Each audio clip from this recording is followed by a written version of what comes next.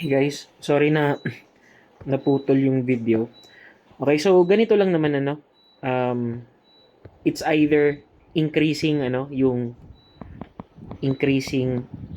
yung payment by a constant G. Kapag increasing, meron tayong positive G. Pero kapag decreasing, no, yung G natin is magiging negative. Okay? So what is the formula that we will use? The formula is to get the P, no? It's just your A1 or yung initial na payment times 1 minus 1 plus G. Ay, sorry. Yes, tama. 1 plus G. Over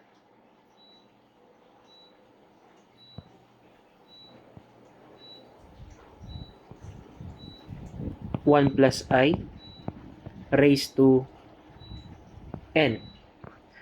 Okay, guys. I think meron akong mali dito. Sorry, ngayon ko lang na-realize. 1 plus G pala, no? Hindi siya I plus G dito sa drawing. 1 plus G pa lang yung mga yan. Yan lang yung ini-increase ng value. Yung I kasi, well, taken into account yung I dun sa computation natin kapag pinagsama-sama na natin siya at a single reference point. Okay? Dito, it only says about kung ano yung na-increase dun sa payment. Okay? So, kung isipin nyo, kung kunwari, ito ay, this is 100%, no? Nung A. Yan yung binayaran natin at first year.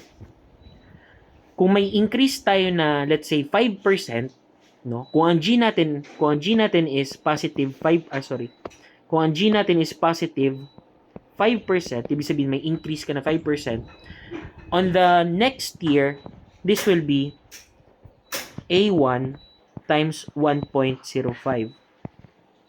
Diba? Or, this is 105% nung unang A. And this will be, kaya siya squared, this will be A times 1.05 squared. Or ibig sabihin, 1.05 or that is 1.05% ng previous year. So this one. Okay? Mag-i-increase tayo ng 1.05% hindi palagi nung A1, kung hindi palagi nung previous payment.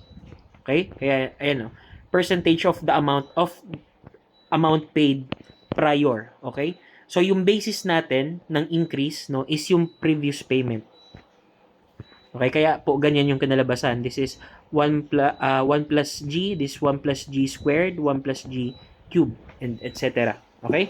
So, ayan, sorry, nagkamali ako doon. So, yung formula is ito. A1 times 1 minus 1 plus G all over 1 plus I raised to N all over I minus G. Ayan, dito talaga yon kaya medyo nalito ako kanina. Okay? So, magtataka kayo, paano po kapag equal si I at G? So, magiging 0 yung denominator. So, undefined. Hindi po, no? Actually, this is just one formula. Mayroon tayong gagamiting dalawa. Okay? The other one is A1 times N over 1 plus I. Okay? So, this is your P. Pero ito is kapag hindi equal yung I at G, ito naman gagamitin natin if equal si I at G. So, kung nagkataon that the interest rate of the bank or kung ano man, sino man, kung kanino ka man nag-loan or whatever, kung ang interest rate niya ay equivalent doon or equal doon sa increase or decrease sa payment, kada payment period, then ito yung gagamitin nating formula. Okay? Para maiwasan natin yung maging undefined. Okay? Okay. So dito guys, hindi nyo naiisipin yung may pure gradient etc. No? Katulad nung sa kanina sa arithmetic series na parang hinati pa natin yung yung annuity doon sa pure gradient. Dito guys, applicable na to, na formula na to, as is, no? So kung anong itsura niya. Okay? So, ang itsura niyan dito, if this is my A1, this is my A1, 1 plus G, no? Ito yan. And this will be A1, 1 plus G squared. And so on, ano? Ito ay cube, ito ay raised to the fourth. Dito naman guys, ang itsura niyan, if this is my A1, this will be my A1, 1 minus G. Okay? So, wag na lang kayong malito. Ang gawin na lang natin dito, palagi is 1 plus G. Ngayon, yan yung formula talaga natin. Ngayon, kayo na mag-set, no? Kapag siya ay increasing, kung nakalagay sa problem na increasing yung percentage, iset nyo na yung G, kung for example, 5% na increasing, ibig sabihin, positive na yun. Positive 0.05, no?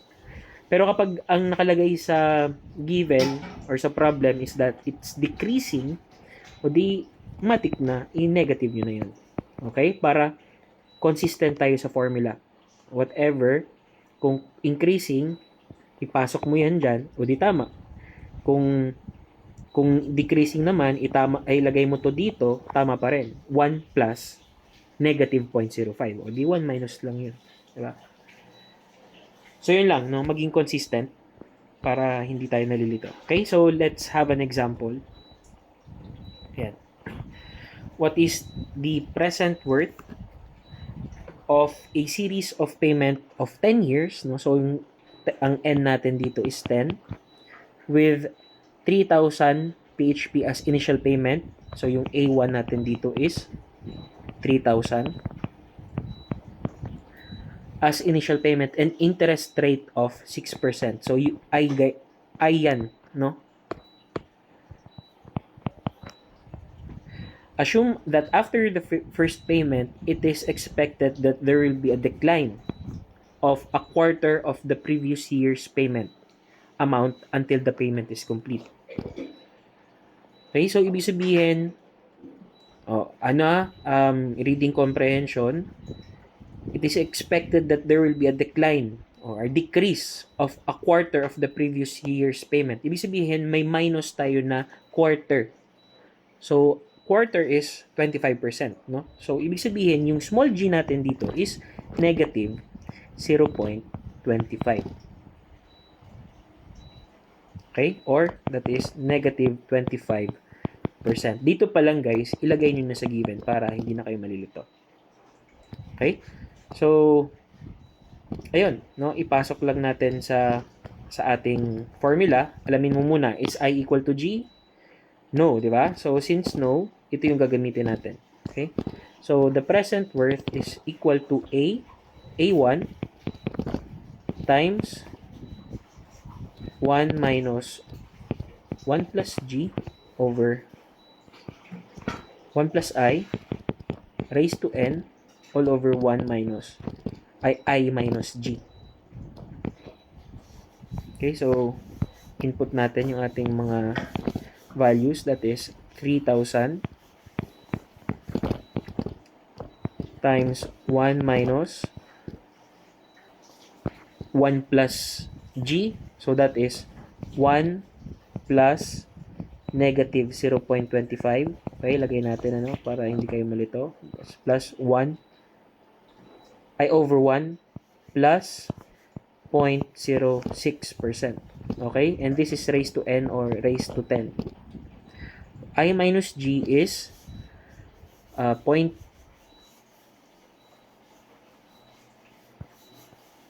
ano yung I? That is 0.6 minus, kasi I minus G. Ang G natin is negative 0.25. Okay? So, mapapansin natin guys, decreasing ito, decline. So, ang itsura niyan is ganito. Sabihin, sa unang payment daw, this is 3,000 pesos. Tas after that, the second payment will be minus 25%, ano. So 0.75 lang ng, or ito yan, magiging 3,000 times 1 minus 0.25 or 75% nung initial payment na 3,000. Yun na lang yung babayaran sa second. And so on and so forth hanggang makarating tayo sa year 10. No? So this is, computing, this is 9,373. Okay? So that's it.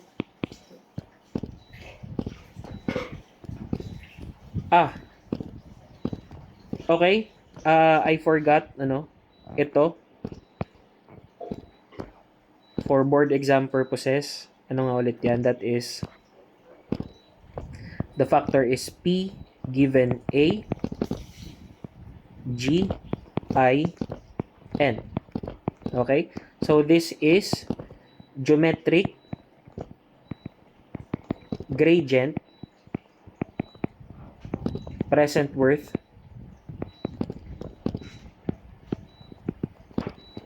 factor. Okay? And this is equal to, ayan, itong nasa taas. This is 1 minus 1 plus G over 1 plus I raised to N all over I minus G. Okay? Ito lang yan, no? Hindi kasama yung A1, guys, Ito lang yung factor. This is the present worth factor. Geometric gradient present worth factor. Okay? And in symbol, ito yan. Pero, paano naman, sir, yung kabila? This one, paano naman po ito? That is, well, yan pa rin yan. N over 1 plus I, pero siya ay P over A, but this time, yung G natin dito ay equal sa I. Tama? So, this is I, N. Okay, so, apat na dito, apat na yung laman. So, medyo parang naalala ko, mali ata yung ginawa ko kanina, no? So, doon sa arithmetic series, so, instead na P over A, I, N yon, yung sa arithmetic series, guys, no? Pakibago po. Mali ata ako doon. Ngayon ko lang naalala. So, may dagdag ka dito na G, I, N. Okay? This is the arithmetic series present worth factor. Okay? So, that's it, no, for geometric gradient, or that's it for uniform gradient series topic for our subject. Okay? Next lesson naman natin is on depreciation, and that will be the last topic of our course. Okay? Thank you.